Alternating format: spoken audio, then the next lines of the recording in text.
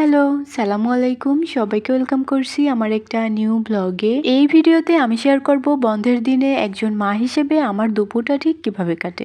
আজ আমি রান্না করব দই দিয়ে চিকেনের একটা রেসিপি আর কি। এই ভিডিওর ফার্স্ট পার্ট আমি হলিডে মর্নিং টাইটেলে আপলোড করেছি, তোমরা চাইলে দেখে নিতে পারো। যেটার শেষ করেছিলাম ঠিক এখানেই। সকালবেলা গিয়েছিলাম বাজারে, সেখান থেকে দই এনে ডিপে রেখে দিয়েছিলাম। এই কাজটা আমি ভুলবশত করেছি, রাখা দরকার ছিল নর্মালে, ডিপে রেখেছি তো বরফ হয়ে গেছে। যদিও এই ভুলটা আমি মাঝে মাঝেই করি, নর্মালের জিনিস ডিপে রাখা, ডিপের জিনিস নর্মালে রাখা, এটা আমার কমন ব্যাপার। তো এবার টক দই দিয়ে চিকেনগুলোকে খুব ভালো করে ম্যারিনেট করব, সেই সাথে সব মশলা দিয়ে দিব।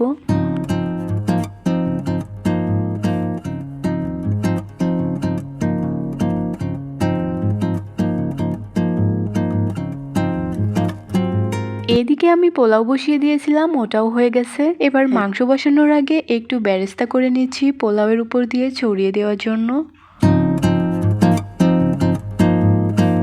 মশলার সাথে অনেকক্ষণ ধরে ম্যারিনেট করে রাখা মাংস আমার কাছে অনেক ভালো লাগে। তোমরা কিন্তু চাইলে এভাবে রান্না করে দেখতে পারো, বেশ ভালো হয়। আর সব থেকে বড় কথা হচ্ছে রান্না করতে ভীষণ ইজি হয়। মশলার সাথে মাখিয়ে কড়াইতে দিয়ে দাও, তারপর কিছুক্ষণ কষিয়ে তারপর পানি দিয়ে দাও, ব্যাস আর কিচ্ছু না। আমার ঘরে যেহেতু ছোট বাচ্চা আছে, এই জন্য আমি 3-4 পিস আলু দিয়ে দিলাম। আমার কাছেও বেশ ভালোই লাগে মাংসের সাথে আলু খেতে।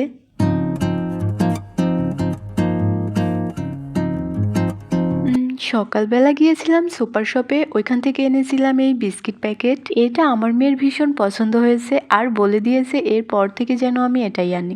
আজ আমি আবার কি করেছিলাম, রান্নাবান্না শেষ করে ঘুমিয়ে গিয়েছিলাম। যেহেতু ভোর 5টার দিকে ঘুম থেকে উঠেছিলাম, তো আমার ভীষণ ঘুম পেয়ে গেছিল। ঘুম থেকে যখন উঠেছি তখন অনেক বেলা হয়ে গেছে। তারপর মা মেয়ে বসে একটু খেয়ে নিলাম।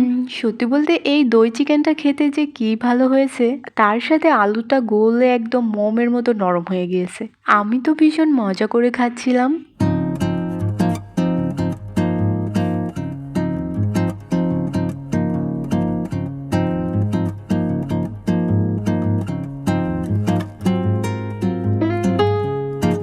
এখন আমরা চলে এসেছি একটু ছাদে। এতক্ষণ যাবৎ অনেক গরম ছিল, ঘরে টেকাই যাচ্ছিল না। আমরা আসার কিছুক্ষণ পরেই দেখলাম হঠাৎ করে মেঘ হয়ে গেছে আর ভীষণ হাওয়া দিচ্ছে। ওয়েদার যদি এত ভালো থাকে তাহলে কার মন ভালো না হয়ে পারে বলতো। আমার ছোট্ট সোনামণিটা তো ছাদের এই দিক থেকে ওই দিকে ছুটাছুটি করছিল আর ভীষণ আনন্দ করছিল।